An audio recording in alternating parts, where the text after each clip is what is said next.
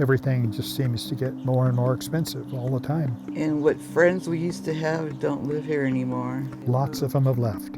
Cindy and Paul Harmon live in the Sierra foothills, about an hour from Sacramento. They've spent the past 30 years here building memories, raising a family, renovating parts of their home, and finding hobbies in their retirement. Life out here demands resilience, especially when it comes to mounting power issues like safety shutdowns and soaring monthly bills.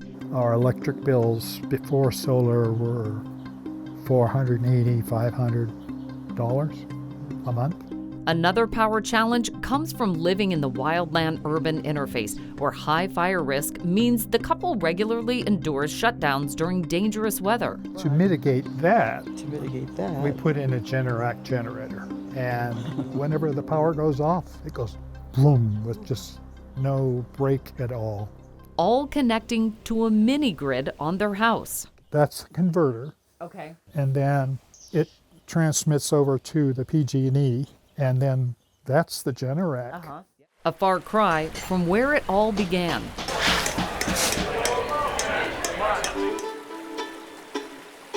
In the 1800s, the gold rush era begins drawing out all sorts of industrialists. Horatio Gates Livermore arrives from the East Coast, hoping to make a fortune in lumber, setting up shop along the American River, using the water to power a sawmill. But as the project lingers and lumber demand lowers, the family pivots. His kids take Dad's legacy and they convert it a little bit. They're already running all of this water through here, and instead of just running the sawmill, they said, there's this newfangled technology over on the East Coast that we could maybe make electricity and really start to change people's lives here.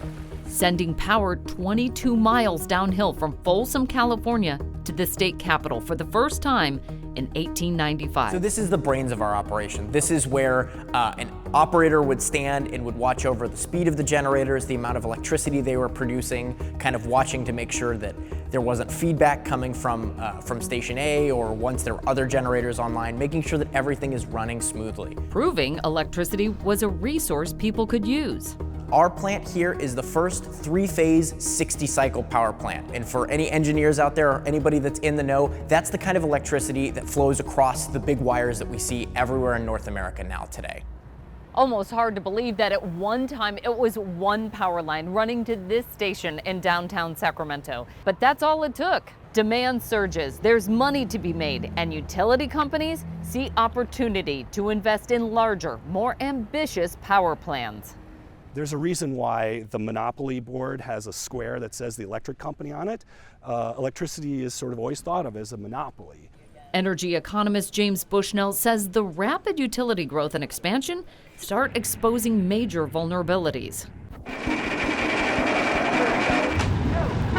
Now good, my friend. Good side. In the 1970s, oil and gas shortages, a government encouraging people to conserve, and a lack of competition in the utility market set the course for skyrocketing prices. Demand all of a sudden wasn't growing at the rates people had forecast, and a lot of utilities found themselves with these super expensive, very large power plants and much less customer demand than they expected. Shifting the financial burden onto consumers, resulting in sharp rate increases. To promote market competition and drive down energy costs, both state and federal governments incentivize smaller, independent producers to explore alternative energy options. And they passed laws that basically said if you develop projects like that, the utility, the monopoly utility at the time, had to buy the power from those small independent power producers.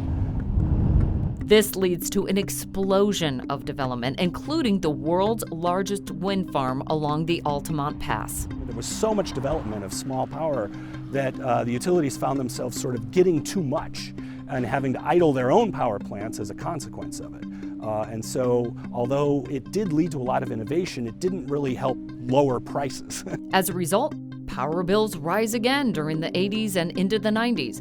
By the mid-1990s, the state feels pressure to act, passing Assembly Bill 1890. This groundbreaking California reform is the first of its kind in the nation, aiming to lower utility prices by deregulating the industry and creating the California Independent Systems Operator to manage the grid. But the biggest energy crisis is looming: rolling blackouts, manufactured shortages, and a complete breakdown of market institutions. I don't think California has been that forward thinking in pulling all of it together and managing it well. There's been a lot of politics in it.